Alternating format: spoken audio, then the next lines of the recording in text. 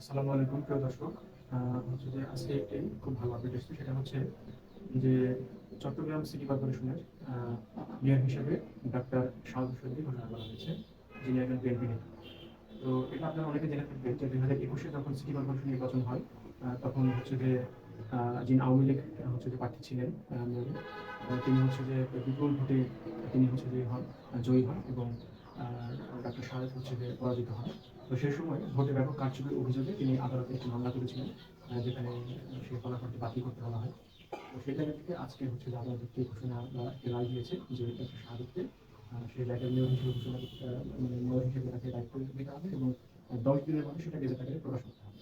তো নিউজে যেটা এসেছে আমরা যদি একটু পরিবর্তন দেখুন যে চট্টগ্রাম সিটি কর্পোরেশন নির্বাচনের কার্যকরী অভিযোগে ফলাফল বাতিল চেয়ে বিএনপি প্রার্থী ডক্টর শাহাবুদ্দিনকে দায়ের করা মামলায় তাকে মেয়র ঘোষণা করেছেন আদালত। একই সঙ্গে আগামী 10 দিনের মধ্যে গেজেট আকারে প্রকাশ করার জন্য নির্দেশ দেওয়া হয়েছে। তো মঙ্গলবার অর্থাৎ হচ্ছে আজকে এই আদেশটা দেওয়া হয়, এবং এখানে হচ্ছে যে আহ, বিচারক যুগ্ম জেলা ও দায়রা জজ মোহাম্মদ খায়রুল আমিন এর রায় দেন। অর্থাৎ হচ্ছে যে একজন জজ এর আগে দিয়েছেন এবং হচ্ছে যে এর আয় পরে মেয়র জনাব শাহাদত তিনি সাংবাদিকদের সাথে কথা বলেছেন, বলে তিনি যেটা বলেছেন যে রায় নির্বাচন কমিশন সচিবকে আদেশ দেওয়া হচ্ছে 10 দিনের মধ্যে গেজেট আকারে প্রকাশ করে আমাকে মেয়র পদে আসীন করার জন্য।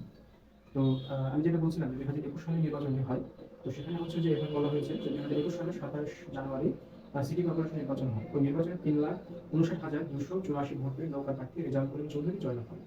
আর তার নির্বাচন প্রতিদ্বন্দ্বী বিএনপি প্রার্থী ডক্টর শাহাদ হোসেন হায়ের শীর্ষ পর্যায়ে পান 52,489 ভোট। তো এখানে দেখুন যে ভোটের ব্যবধানটা কত বেশি, এবং সেখানে তিনি ব্যাপক কার্যকর মানে অভিযোগ করে মূলত আদালতে এই মামলাটি করেছিলেন। তো নির্বাচনের সময় ফলাফল জারি থেকে অভিযোগ করেছিলেন বিএনপি প্রার্থী ও চট্টগ্রাম মহানগর বিএনপির সাবেক সভাপতি ডক্টর শাহাদ হোসেন। এরপর 24 ফেব্রুয়ারি ফলাফল বাতিল চেয়ে মামলা করেন বিএনপি এই নেতা।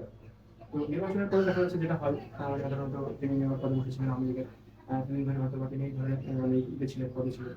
তো এবার এই যে আমাদের 5ই আগস্ট যে ঘটনা আমরা দেখলাম, সে ঘটনার পরে গণতন্ত্রের সভাপতি প্রেক্ষাপট যখন পরিবর্তন হয়, তখন হচ্ছে যে বিষয়টি নিয়ে বেশ অনেকদিন থেকেই আলোচনা সমালোচনা হচ্ছিল। তো এই পর্যায়ে আদালত রায়টি দেন এবং ডক্টর শাহাদতকে সেখানে বিরোধ হিসাবে তাকে রায়টি দেওয়া হয়। তো দর্শক, এই ছিল মোটামুটি একটা আপডেট। ধন্যবাদ আপনাদের।